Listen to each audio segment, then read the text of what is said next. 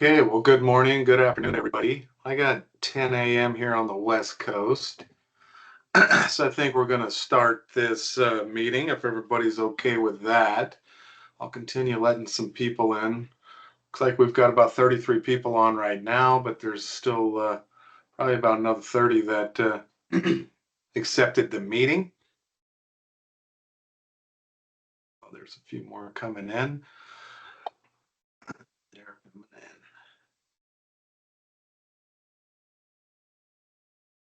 All right, well, I just wanted to welcome and thank everybody for taking the time to attend this National Training Fund webinar. Hope to have some good communication and discussion. Just a reminder to be respectful and please mute your microphones when not speaking. If you are going to speak, please state your name before you start talking.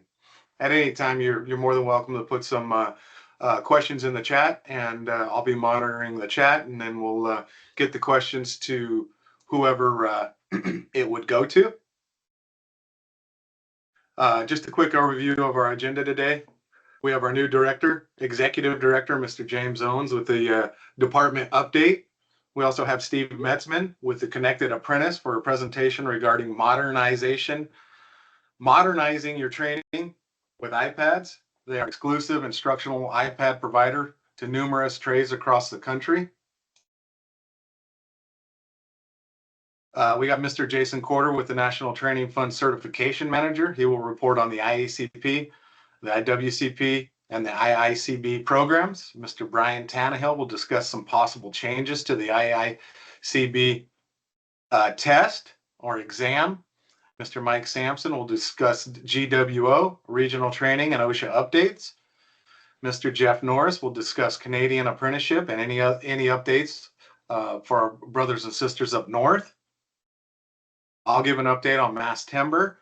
And then Mr. Bart Collart will discuss LMS updates or revisions to the NTF map. And a reminder, immediately after this meeting, we will have a grants overview and potential opportunities with John Woodard from the Pacific Northwest. So if you have time, please stick around for the discussion. Still letting a few people in. So yeah, we're up to 41 plus 3, 44. So with that, I'm going to turn it over to Mr. James Owens for a department update. All right. Thank you, Rafter. Can you guys hear me okay? Mic's coming through. Nice. Perfect. Let me check the view here. There we go. Okay. I don't really have a ton. All I wanted to kind of cover a couple things is just, thanks for having me here. It's good to be here. Nice to see you all. 45 people. This is probably the largest one we've had so far. So this is pretty cool. I really valued these webinars, as we did them in the past. So like Rafter said, I appreciate everybody's participation here. And when we started these things a few years ago, it was really a space to get feedback from you guys. So please don't be afraid to, put stuff in the chat, raise your hand, have this be kind of an open dialogue. We really want to kind of hear from what you guys, especially as we've got, me in this seat now kind of taking over for Lee. If there's anything that you thought, man, we'd always love to change or have a conversation around. One of my philosophies has always been the best time to make change is during change. So as our department restructures and we kind of start to do things a little bit differently, taking on, what Lee kind of left us and moving that forward. If you guys have any ideas, really receptive to hearing those. But anyway, just glad to be here.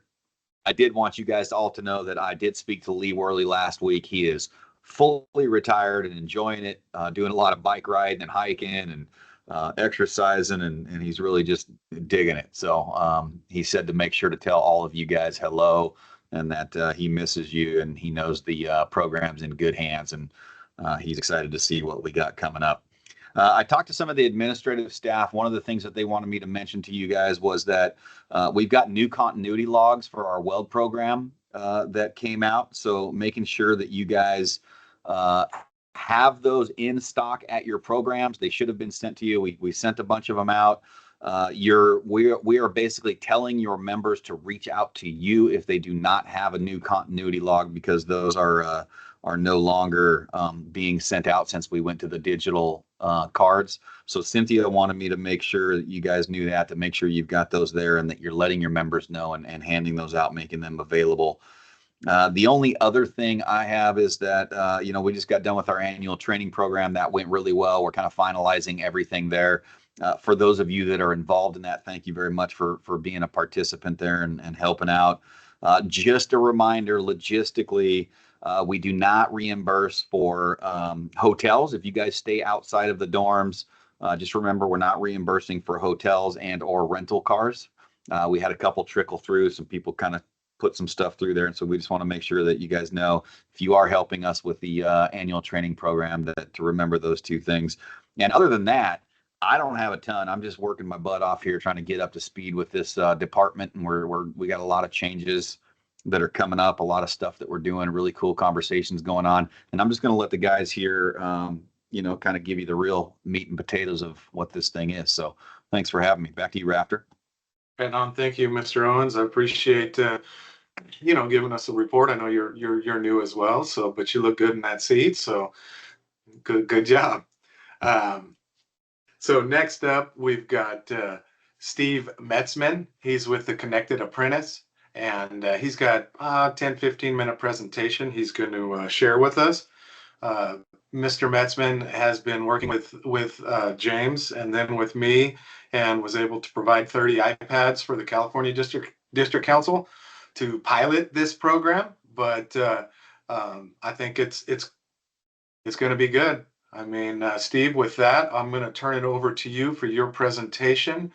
Before we do that, was there any questions for Mr. Owens from anybody in the body that wants to ask a question?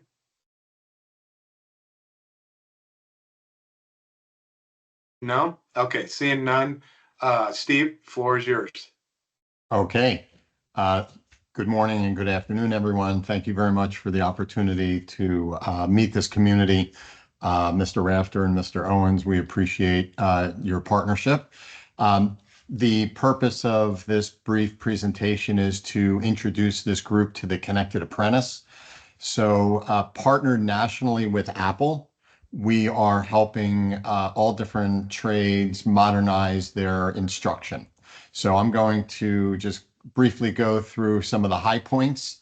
I'll make this presentation available to Mr. Rafter, and he can distribute it, including my contact information. So basically, the Connected Apprentice is a turnkey, ready-to-use iPad system that will support any training materials or LMS for any trade. We're currently working with 8 of the largest building trades across the country. The system has supported over 10,000 apprentices, and it's very simple to use. I'm going to go through some of the high points now. So why use the Connected Apprentice? It easily modernizes your training program and brings whatever existing curriculum or LMS you're using into the apprentice's hands. The apprentices graduate proficient with today's building trade software. It'll work with your existing training materials and MLS. Through our partnership nationally with Apple, you get discounted iPads that arrive at your training center fully preloaded and ready to use. Those of you that have worked with Apple devices before know that content downloads to the devices typically require Apple IDs. And this system completely eliminates Apple IDs. Everything is controlled centrally and pushed over the air. So here are a few of the trades that are currently using the Connected Apprentice. We are the exclusive iPad provider to the entire UA and ITI sheet metal across the country. We're also currently working with carpenters, the painting and allied trades, roofers, insulators, operating engineers, and cement masons. So more and more trades are seeing that iPads and tablet-based learning is really the way to go for preparing their apprentices. The system was written up in Forbes magazine, and let me take a moment and just kind of drop that link into the chat. And again, this will be available for everyone, including this link. Let's see here. Here's the chat, and that's a link to the Forbes article, which just basically talks about the momentum that's increasing around trades and digital learning. So the Connected Apprentice is comprised of discounted devices. I'm going to start at the top left and just kind of work, clockwise. So discounted devices, it includes training for your center admins. On the right, content control. In a minute, we'll see what the IWI devices have preloaded on them so far. But one of the really great things about the system is that content can get pushed to any or all of the devices over the air. So as your system and curriculum evolves, that content can get updated to the devices wirelessly. Bottom right, US-based support, and then bottom left, something called mobile device management, which provides centralized control for all of your devices. So you can lock down the devices, limit functionalities, you can prevent lockouts. So there are a lot of powerful features to MDM. So the way that the cost structure works, as I mentioned before, through our partnership with Apple, you get discounted iPads. There's a one-time setup fee per organization. So if you're going to do it by region, there's a setup fee for that region for the console.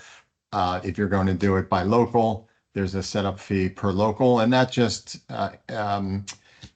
just covers the spin up of the dashboard and that sort of thing. Per device configuration and preload.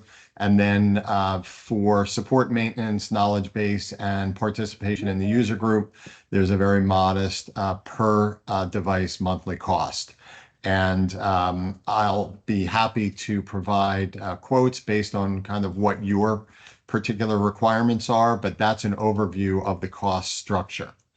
Moving on to the IWI preload, you can see in the center of the screen, this is what we developed in collaboration with Mr. Owens and Mr. Rafter.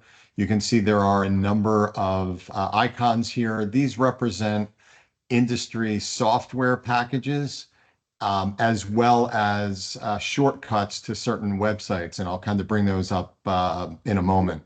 But many of you may recognize some of these resources that are shown on these iPads.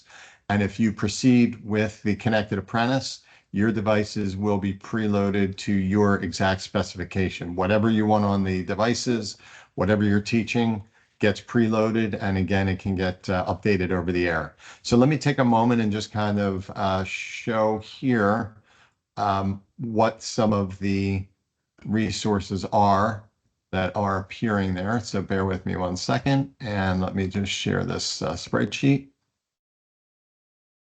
Okay, so these are the resources that were preloaded on the device you just saw on the screen. So the top section looks like maybe 18 or 20 different apps. Those are all free apps available from the Apple App Store. And then at the bottom, these are icon shortcuts. So we're able to create an icon on the device that shortcuts to any website whatsoever. So hopefully this is visible to everyone. But this is, as I said, just kind of like a collection of the resources that were requested for the first 30 devices that we're granting to the ironworkers. So with that,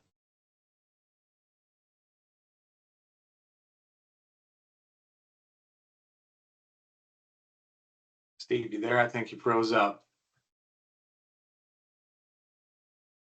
So we'll let him come back in, but I didn't see Peterson on the call, but there was 30 of them that went out. I think Mike Peterson down in San Diego received 30 of the iPads about about 2 weeks ago. So he's getting set up with you can see all those preloaded apps and using those in the classes with his apprentices. So seems like a pretty good product. A lot of the other trades are using them. So just another resource if you guys are interested in getting a little more technology involved in some of your classes. Obviously, we can't take questions for Steve because he's not on here anymore. But is there any questions that anybody has about? I think he's going to jump back on in a second. I let him know that he was frozen. It looks like he jumped out and should be jumping back in, but I can take questions as well. My name's Liz Devlin. I work with Steve at the Connected Apprentice. So with the coordinators, does anybody have any questions for Liz regarding the Connected Apprentice and the iPads?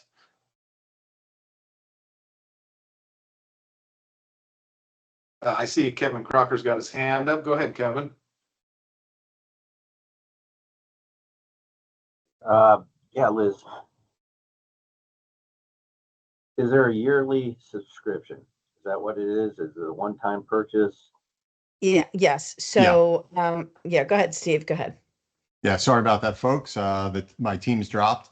So there are a couple of initial fees, as I mentioned, the one-time spin up and then the per device, but there's a per device monthly charge. At the moment, it's $4.95 per device, so it's very nominal. And that covers full-time support, maintenance, knowledge base, user group, et cetera, et cetera. And what do you think the average number of iPads a program will have? Say, I've got 230 apprentices. Yeah, so great question. There are two different approaches. Some trades do one-to-one, where they'll give the apprentices an iPad, and that becomes their iPad to take home and use for study and tests and Zoom meetings and that sort of thing. And then there's another model, which is the classroom model, where it's a cart of 30. So it's really, there's no set format. We can roll out the devices however you'd like. So one-to-one or classroom, very flexible. You just mentioned cart. Is that a charging station? Yes.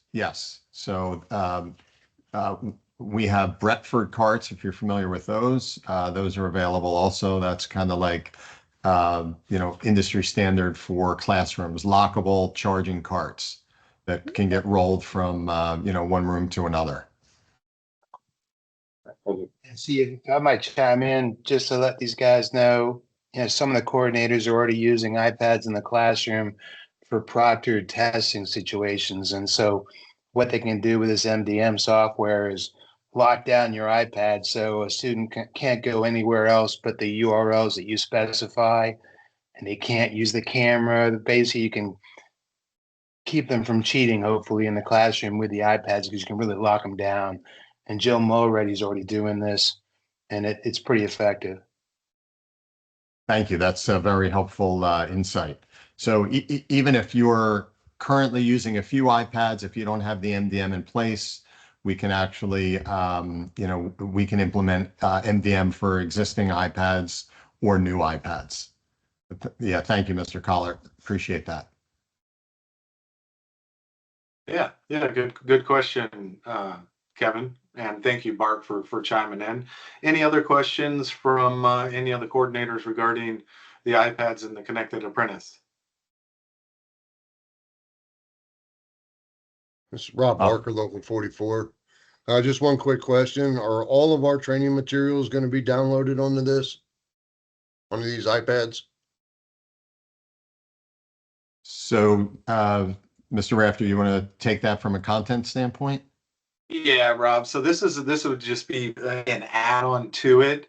I don't think that all the curriculum would be populated on it. You probably have a path to get to the LMS, so you could use that iPad for the apprentices in the classroom if you wanted them to take one of the tests or do some of the homework and stuff. But I don't think all of the curriculum is going to be populated on it. So, this is just another tool to use. The great thing about it is the different apps. So if you saw some of the apps that were pre-populated on that screen that he showed, so he had like the NIOSH Pocket app. Kahoot could be downloaded to it so that they could use that for some of the quizzes and stuff like that. You could probably have Spud Wrench on there. I mean, maybe, I don't know that one, but Procore, Exam View, these are all different apps that can be preloaded by the Connected Apprentice. So when it comes out to you, it's ready to go. And you would just have that discussion with Steve and Liv regarding what apps that you wanted. And Steve, I don't know if there's a quantity max or anything. I mean, how many apps can a program have? Well, actually, a better question. I mean, how many apps do UA and Sheet Metal have populated typically when they purchase them from you? Yeah, that is a great question. There is no practical limit. There's probably some limit of 10,000, but there's no practical limit. So the UA has close to 100 apps and website shortcuts. So it really, not only does it put Procore and the other industry software at their fingertips, but MSDS, and also now, there's of course, concern about mental health, mental health, and those resources are being pushed to the iPads also, so that any apprentice has those important mental health resources at his or her fingertips.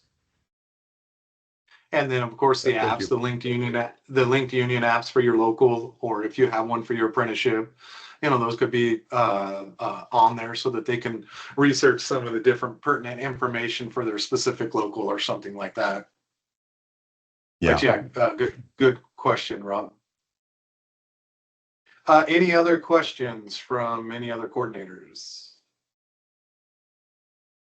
All right. Well, thank you again for your time and attention. Really appreciate it. And we'll look forward to hearing from any of you that would like to further the discussion. Have a great day, everyone. And thanks again. Take care. Thank you, Steve. Thanks, Liz. Appreciate it.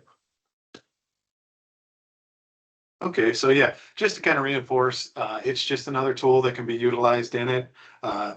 Once I get the information, reach out to me if you'd like it. If you're interested in purchasing some iPads that are preloaded with different apps to your desire. Okay, so with that, we're going to move on to the next agenda item, which is Mr. Jason Corder, and he's going to discuss some different things. So, Mr. Corder, you've got the floor. Thanks, sir, Mr. Rafter. So, hope everybody's doing well. So I'm happy to see a lot of you guys have uploaded and added your training specialist and myself into your iAuditor account. So we're doing our IICPs and WCP audits. That's great. Love to see how this is going. But I want to do a lot of focus on the WCP and where we're at. So there we do have, I would say 99.9% of our apprenticeships, there is somebody there at that local that has a WPQ1. We do still have a few holdouts. We need to try to make sure that we have multiple CWIs and multiple people with that WPQ1 at each facility, just in case we have somebody that can't show up, or, for heaven forbids, they leave the program for whatever reason.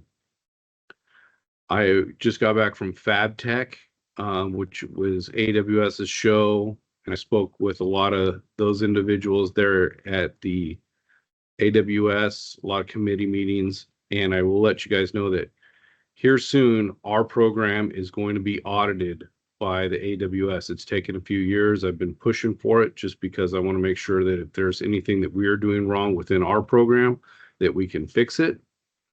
And they have actually officially wrote me something that says that they are going to audit one of our welding programs. So I'm going to be down there when they've already named who it is, and I'm going to go down there and be present when they're physically auditing one of our programs to make sure that they're not pulling anything out of the air and their auditor is following their guidelines as well as our guidelines. So we get with that stuff. On the Spud Wrench website, if you guys have noticed it, go ahead and go in there and download the QA manual. I uploaded one not too long ago, and that's got a lot of our policies and procedures in there.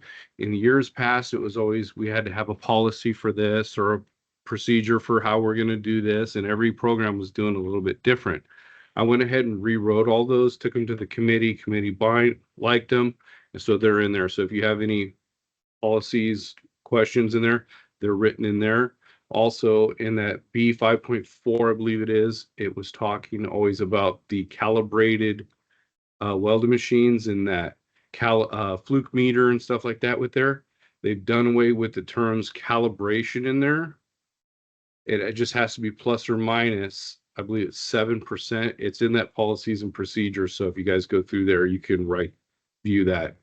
There's also a way how to do that in there. So in case anybody has any trouble with that. The AWS bookstore, I have got a lot of emails and questions about people saying, well, how do I buy stuff with the program? A few months back, I emailed everything on listserv that says it's a form that I use when I order books from the AWS. If you need that form, email me and I'll send it to you. What we're getting is a 40% discount, because if you look on the bookstore for the AWS and it says the member price, which is that 40% discount, that's the price that you guys can buy it at. Sometimes there's a little bit of hassle because the people at AWS don't know who works for our apprenticeship schools. So if you just do this form that I kind of developed and send it out, this invoice, send it to them, you'll get that 40% discount right off the bat. A couple other things is to touch back with what Rafter was saying in the office staff here is the continuity logs. I'm trying to make the continuity logs as simple as I can. I had our mailroom mail out continuity logs to each of our ATFs.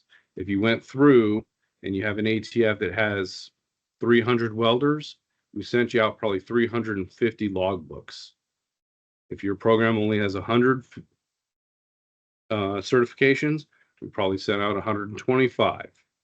When your members get certified at your program and you know that they've passed, you need to give them that newest continuity log and try to make sure that those members are using that newer continuity log. I am getting there, and I've asked the girls to send me this little piece of paper in here, and you guys can't see it because I'm not going to put anybody on the spot right now. But these are all members calling me saying, my local, I'm getting certified and they're not giving me continuity books. The continuity books, we pay to print them. We have them here in the bookstore. You guys can order them. They're free to order. All you guys have to do is pay for shipping. I'm also looking, when I go down to AWS to have our audits, they have a digital continuity that they're willing to let me look at and see how they're going to do it. So we might try to roll that out depending on the cost and what that's going to take for us to see how it's going to benefit our membership in general. That's what I have with the WCP as of right now. Does anybody have any questions? Sure, there's 100 of them. Shane? Hey, Jason, is that something that we want to get the old members onto? If we see them, get them the new book, just so it's making that a little more streamlined. Okay. Yes, it makes it easier because the new the old books used to have the welding employed date from start and finish. And you know what? That really doesn't matter to me when anybody was employed. I need to know when they welded. That's what's going to look at. That's what the code book asks for. Kevin, you had a question? I have the new continuity logbook, but I also have a lot of the old ones. That's still good to give out, correct? If you would please take the old continuity block ones and toss them in the trash. In a pinch, they'll work, but I would love more if everybody went to the newer ones. It's easier for the staff here. And it's going to cause less headache for these members getting their continuity updated. Mr. Thomas Mathis. Yeah, you mentioned that every local, you'd like to see them, I guess you'd like to see them, I'm not sure, that's what I was kind of implying, or asking about, them have at least 2 CWIs and both with the WPQ1. Is that gonna be, a requirement for all of them, or just a heavily suggested? It's going to be heavily suggested. It's a nice thing to have in case, because we've been into situations in some locals, their CWI doesn't want to be there. They're iron workers. Either they don't want to be there, or a business manager don't want them there anymore, or whatever reason, and that individual leaves, and it hits the general membership of that program hard when somebody can't go to their school and get a certification.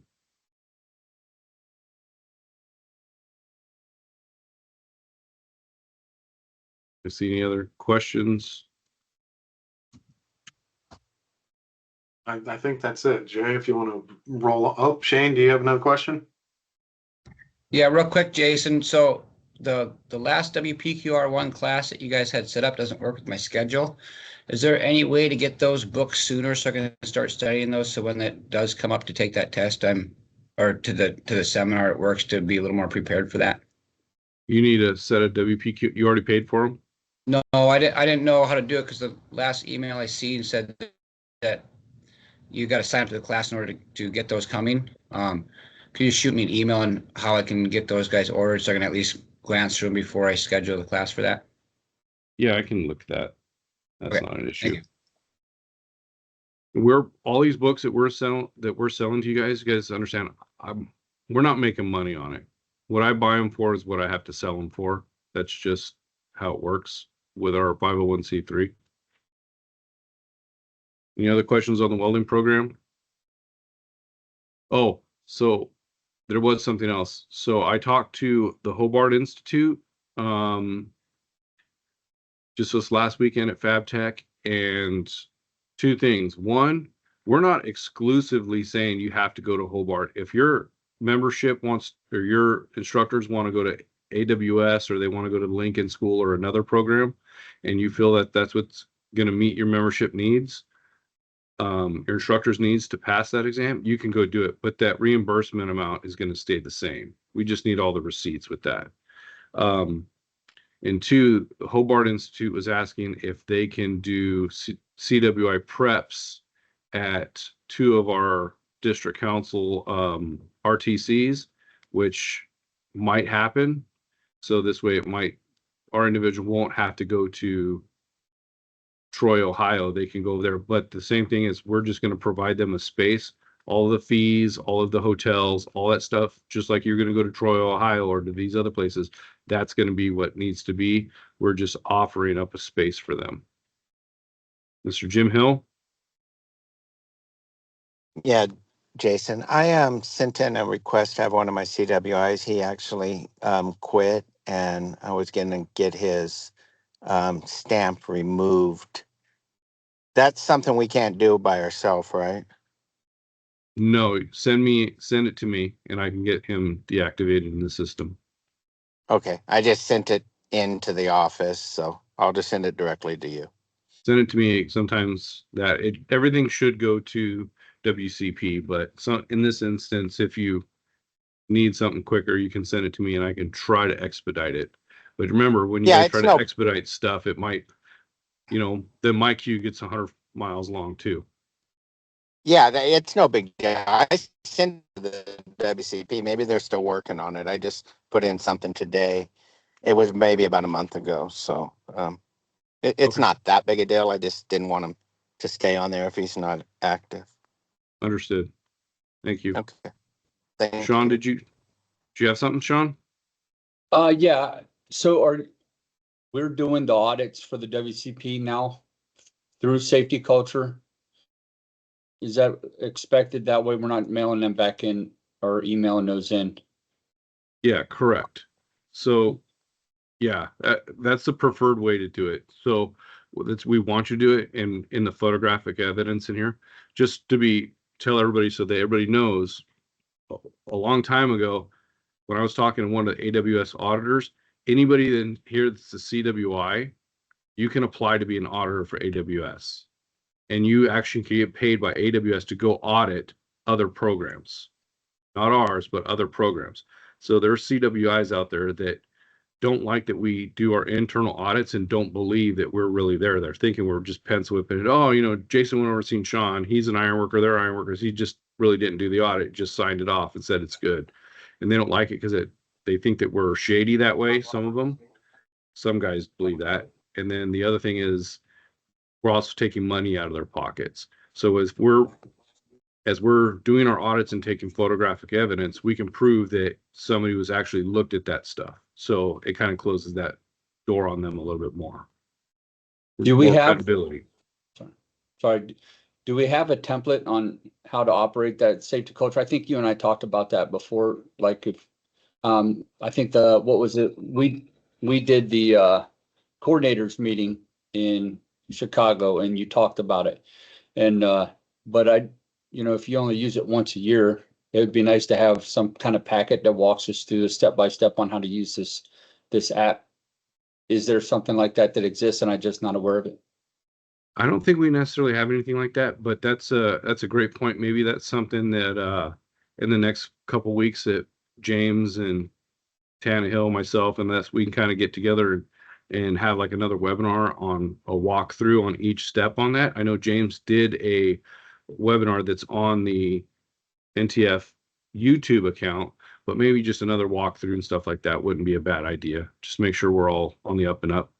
Understand? Yeah, if you guys go to the National Training Fund, I actually did a video, but it's kind of just a more how to like set up your account and just like understand the stuff. So it's more of an instructional of how to integrate with iAuditor, how to set up your account, how to create your teams and things of that nature, but it doesn't necessarily get into the specifics of conducting your audits. That's going to be a collaboration between you and your training specialist discussing, what the best practices are there. But yeah, there is a little tutorial, but we'll try to get some other stuff out as we move forward. But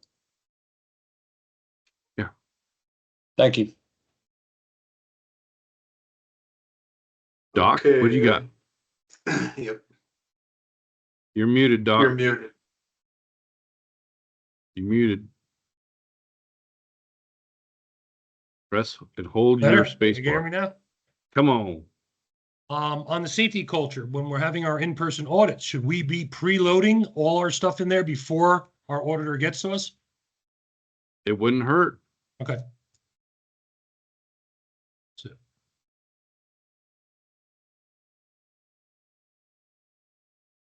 Any other questions regarding the WCP? I don't see any, Jason. Go ahead with your next item. So as James came on, we've changed roles a little bit. I'm switching roles from training specialist, even though I'm always going to be able to hand out and give training classes if we need to. But I've taken on the role of certification manager, and one of that is the IICB or the rigging certification. So Tannehill is busy with other projects that have been handed to him. So James has asked me to take on the rigging certification. So I'm taking on that role. I think Brian's going to get into a little bit of that because there's a little bit of transition. He's been doing it for a number of years. So I'm learning some of the aspects that he understood. So there's a little bit of that, but I'm taking over that role as a certification manager. Really, I'm going to go with that as of right now. Very good. Thank you, Jason. So you've got IICP, WCP, IICB. So you got anything else, Jay? No. If anybody's got any questions, you can always reach out to me. Everybody got my cell phone number. Just need Paul Linderholm to wake up. Okay, so seeing no questions, we are going to move on to Mr. Brian Tannehill. He's going to give us a little update on the IICB exam. So we are redoing the exam by popular request, sometimes demand. Everybody wants to have a better exam. So just the backstory, every every 5 years we have to recertify the certification program.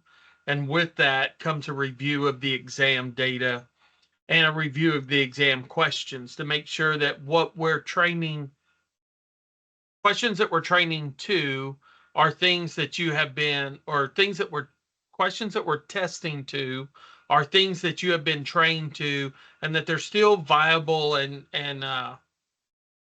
needed for the industry, right? So we recently met with a group of subject matter experts to redo the written exam. That written exam is not going to be conducted in the same manner that it has been previously. What we're going to do is move to an online exam through a company called Nocti.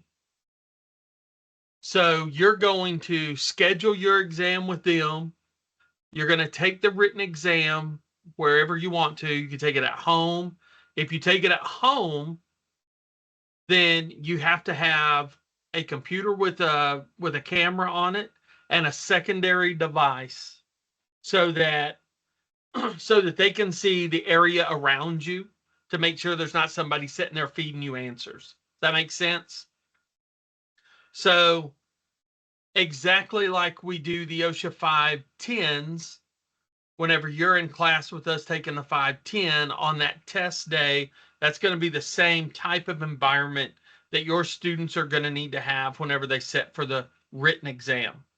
And then once the written exam is over and they have received the passed or failed, report, then they're going to schedule the practical exam at the local training center.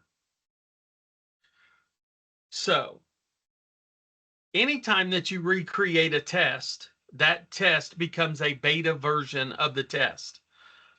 And we have to get that test tested with a certain number of people so that they can set what's called a cut score. And a cut score is just a pass-fail mark. I have asked that pass-fail mark, that cut score, be somewhere around a 70 or a 72. Previously, that cut score was at an 80. So anybody who scored an 80 or better on the exam passed the exam. We were told that was too difficult, so we have asked for a cut score that's a little bit closer to what we see in other industries, and even in the rigging industry with the other tests that is out there.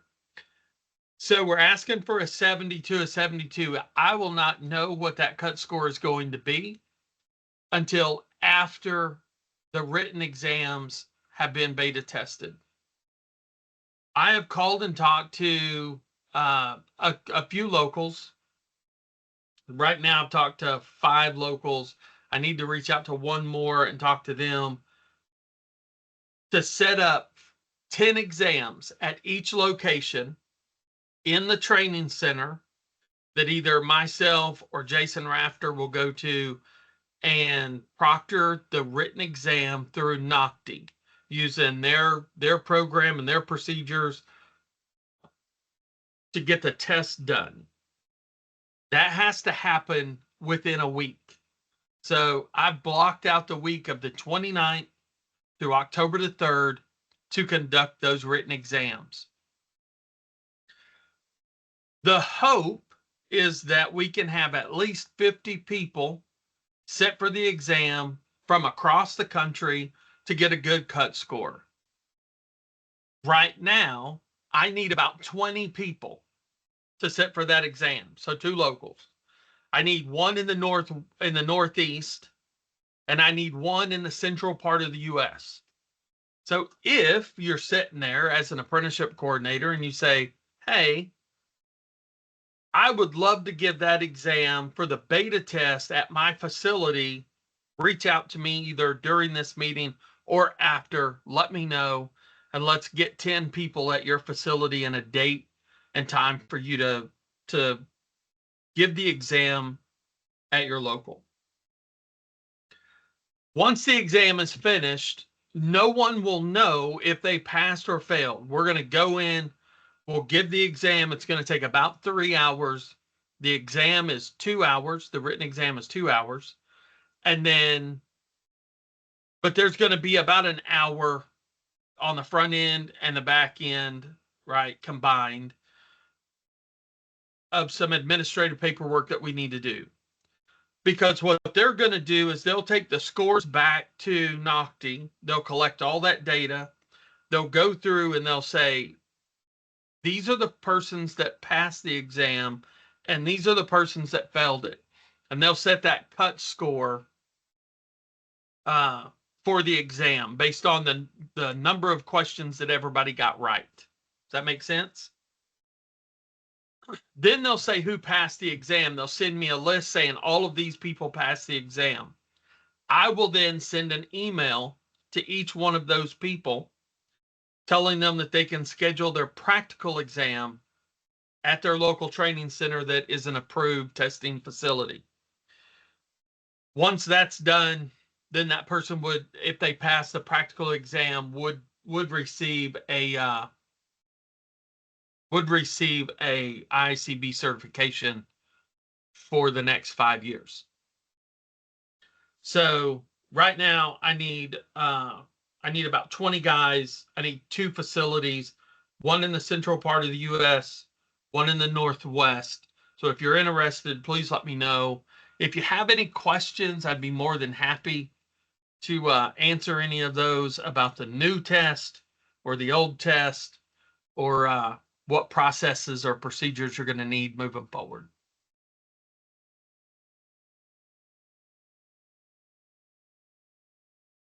The ability. Okay, so Paul Linderholm asked if there's still going to be the ability to give the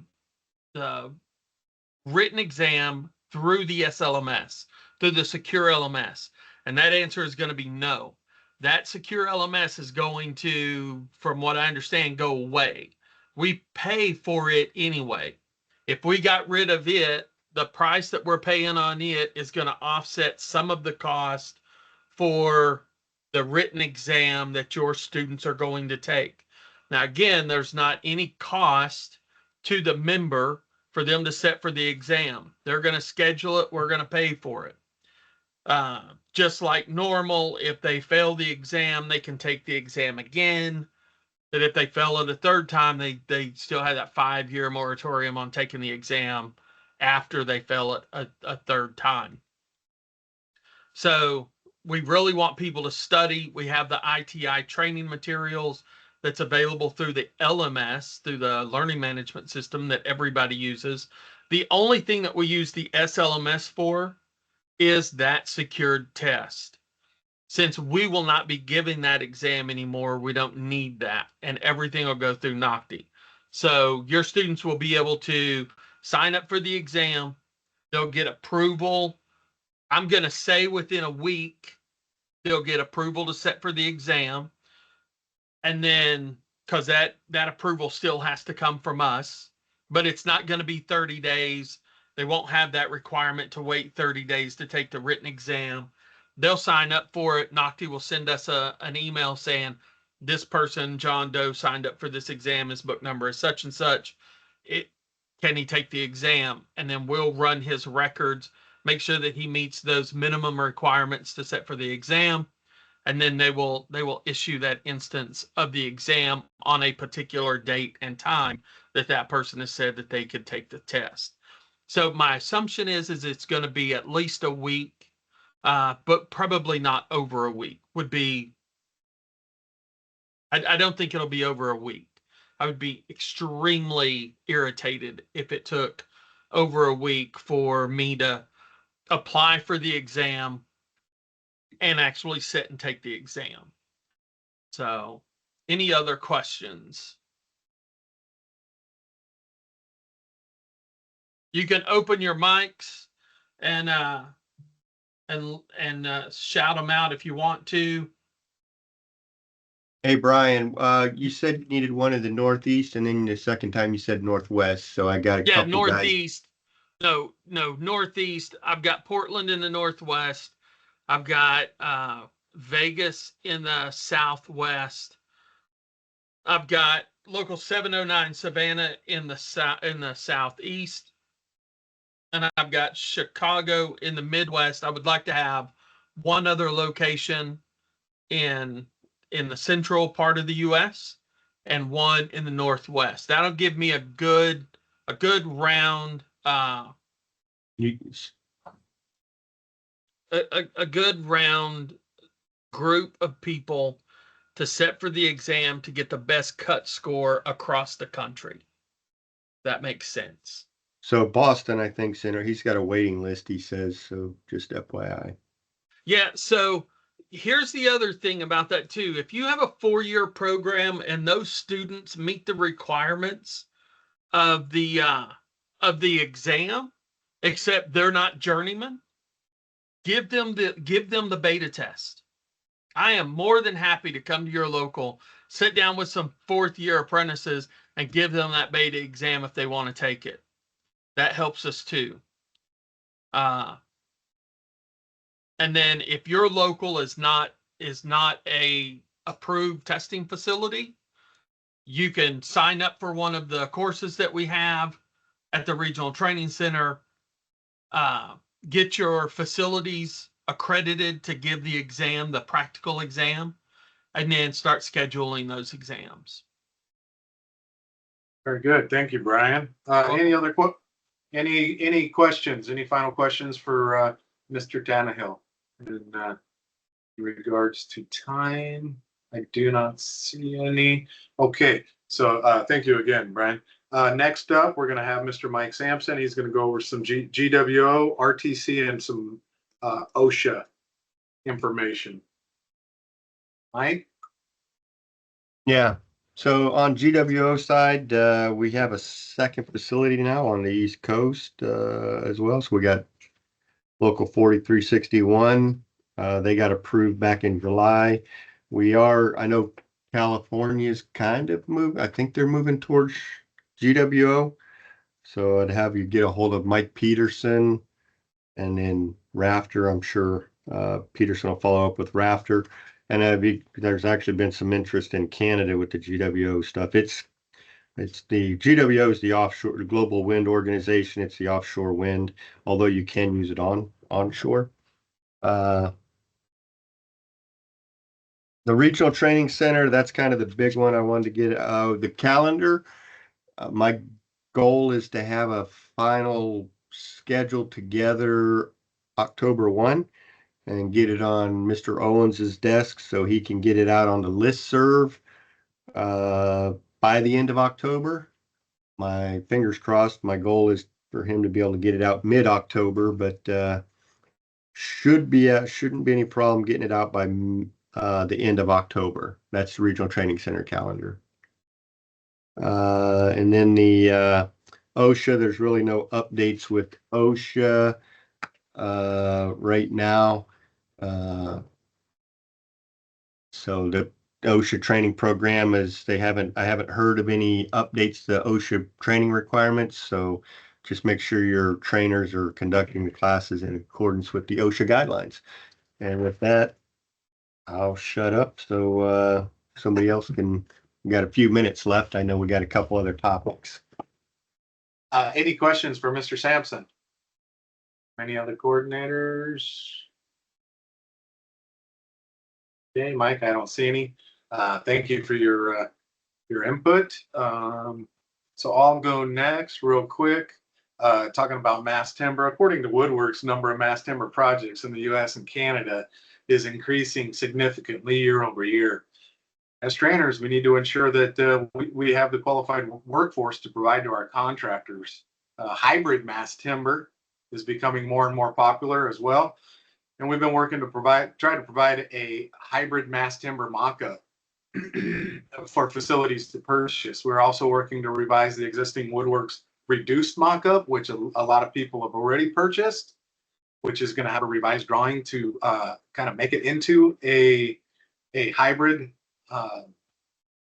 mock-up. So with that being said, we've been working with Faust Fab and Erectors out of the Pacific Northwest, and just received a catalog from them with 5 different options for hybrid mock-ups that facilities can purchase. They have a 20 by 20 mock. It's the one that was at the Impact or that Impact purchase that was at the Mass Timber Conference. So if you guys are out there, that is a hybrid that you can purchase. It is kind of expensive, $142,000. They have a 12 by 12 mock that is a scaled down version of that 20 by 20 that was at the Mass Timber Conference. So another good one. They have a simplified one that has glue lam beams, CLT panels, and different ones. This one's 98,000, and then they have a smaller one that's 6 by 6, compact yet impactful. Right, mock highlighting key mass timber elements. This one is only $4,500. Of course, this is all before shipping and stuff like that. But then they also have some engineer drawings to revise the existing woodworks mock-up with the steel columns. And they've got 3 options there. One of them with the columns being galvanized with engineered drawings, one with prime and paint with engineering drawings, and then one with just prime and paint. So there's different prices for each one of those. So just happy to be able to provide different mock-ups for your training facilities. So just kind of reach out to me. I'll put the catalog in the chat, and you can download it and you can take a look at it when the next presenter is talking. I'll put it in the chat. But I'd also like to introduce Tom Bond with 3 Tree Consulting, who was recently hired to assist with all matters regarding mass timber and hybrids. And I did let Tom in. I don't know if he's still on the call, but He's there. I'm here, Jason. But yeah, Tom. Hey, Tom, how are you? I'm doing awesome. How are you guys? Yeah, can you give us a quick introduction? Yeah, so my name's Tom Bond. As Jason said, appreciate the opportunity for being here. I grew up in the mass timber world from a manufacturing standpoint, and with a startup company out in Eastern Washington. Was there for quite a few years, and started working with the ironworkers a few years ago, kind of by chance, and then got to be more involved with that. Kobe Faust is a relative of mine. He's a 4th generation ironworker. He actually erected our own home. We have a mass timber home, and then also many of my commercial projects that I had. And so we've worked a lot over the years together, and I saw the value in what you guys do, swing and structural members and running a hook and logistics. You guys are really good at that, and it makes a lot of sense for this. And so in February, I've met some of you, but I've spoken at 2 of the Impact National conferences, and the last one I talked to the guys and said, hey, you guys need a mass timber person. I'd be interested in coming over. So I left Vaughan Timbers a few months ago and came on full time as a consultant for ironworkers all across the U.S. and Canada, and mainly National hired me, and then in California vicinity and Pacific Northwest, but also working throughout the region. I'll be in Boston in October, and working on training programs. So basically, I'm introducing manufacturers, architects, engineers, whoever have projects to you guys. If they have projects in certain areas, then I'll work with the contractors, get a list, and make those introductions. So whatever I can do to help out. If you guys have been putting Q&As together with manufacturers throughout the regions, if you have a project you have questions about, or hear of something, or just have some questions, reach out anytime. Jason has my information. I can, whatever you guys need to do, but please let me know how I can help. I think you guys need to be relevant in this space, and we need to get ahead of this thing while we still have some time, because mass timber's coming, and you guys are an absolute fantastic fit and need to get those hours while we can. Outstanding. Thank you, Tom. And Tom, mute yourself real quick.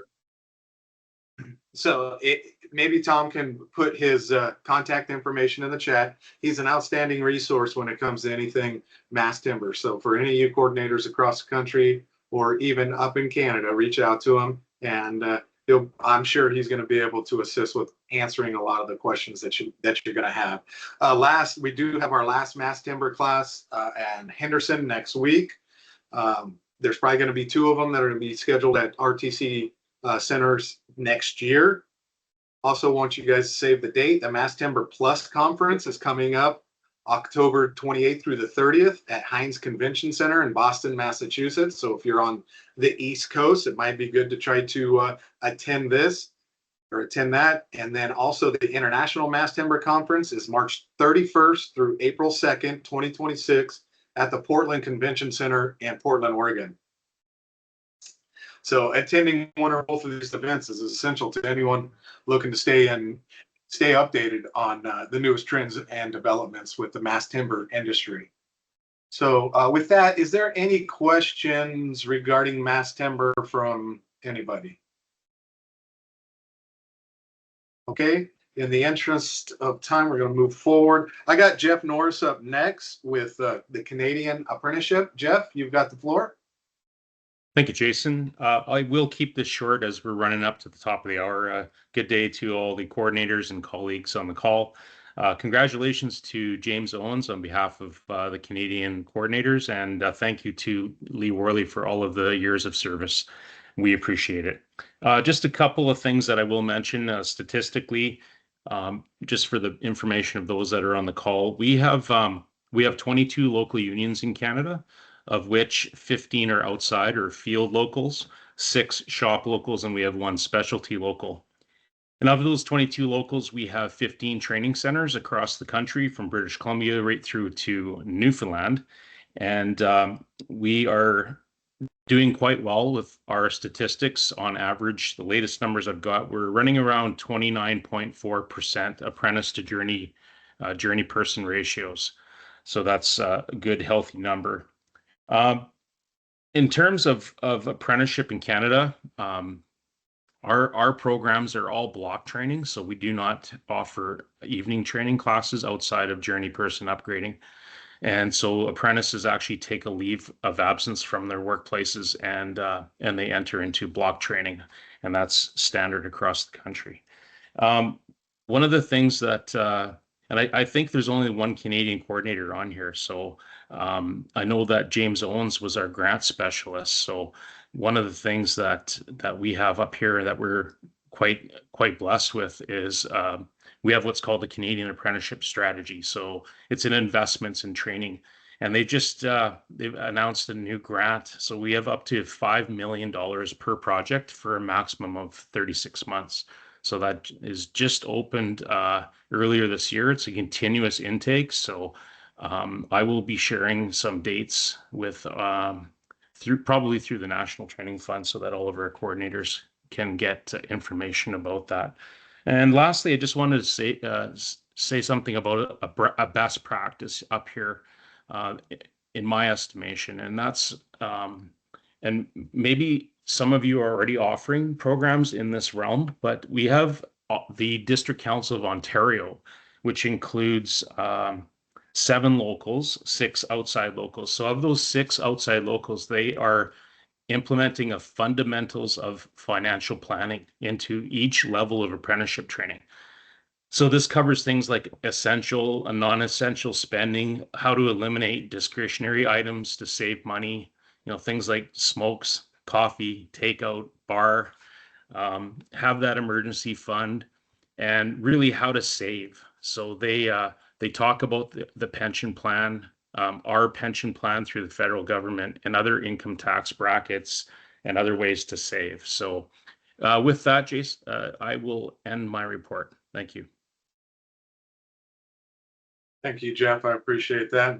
I appreciate, having some Canadian information being spread out there. So I appreciate it, Jeff.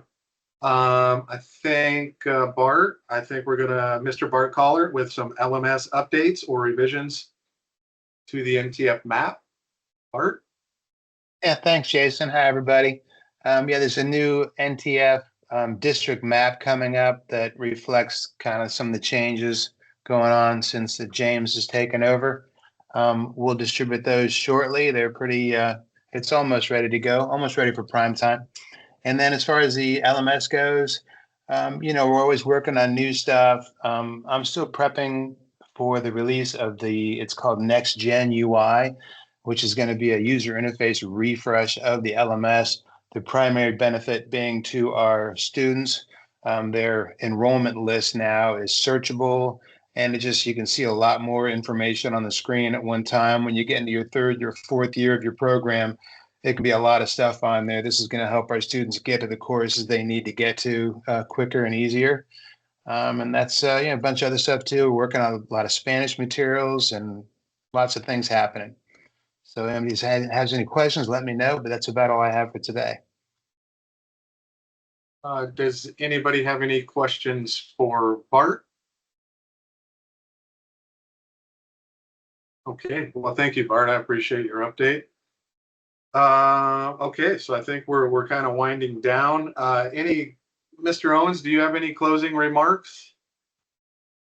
Everybody's report's done. No, the only thing that I wanted to talk about is as we kind of move into the holiday seasons, and we all work hard, we put in a ton of time, and we all know these positions get a little bit crazy. The holiday seasons can get a little bit stressful, and talking about suicide prevention and substance abuse awareness and stuff. We've talked about the Credible Mind before.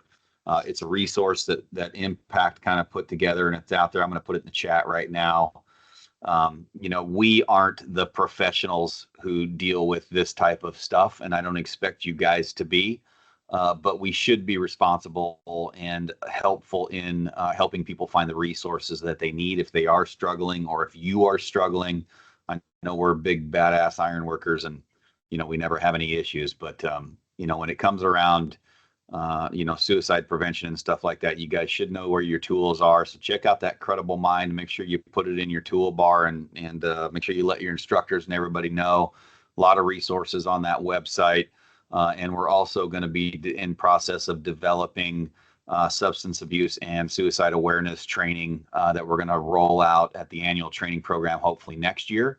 So maybe you guys will see that course and enroll in that course, and that's going to give you the tools that you need to go back to your training center and make sure your instructors and your staff are all schooled up in the things that they need. So that's all I got. Appreciate you all. Appreciate all of you guys, and I'm glad to be in this spot. And I hope to work hard for you and do a bunch of cool stuff. If we don't have another webinar between now and the end of the year, you guys have a great holidays, and yeah, just have a good one. That's all I got, Rafter. Okay, well, thank you, James. I did have a question in the chat. For some reason, I can't add the document into it, so I'm just going to put my email in the chat, and then if you guys want that catalog regarding the mass timber with the different options, just go ahead and send me an email, and I'll forward it out to you so I can attach the document. For some reason, it's not allowing me to put it in there. But okay, so with that, I think we're going to adjourn. So the next meeting we'll probably have sometime around January, February, I'm anticipating. So we'll get that set up. We'll get it pushed out to everybody. And I know this is a little bit different with Teams. Was everybody happy with Teams, or do you like Zoom better, or any feedback on that? Okay, seeing none, we'll probably just keep it. I like with Zoom Teams. better. So seeing none, we'll probably just keep it with Teams. I like Zoom better. Such a jerk. Oh, okay. My microphone. Okay, so with that, we're probably going to adjourn.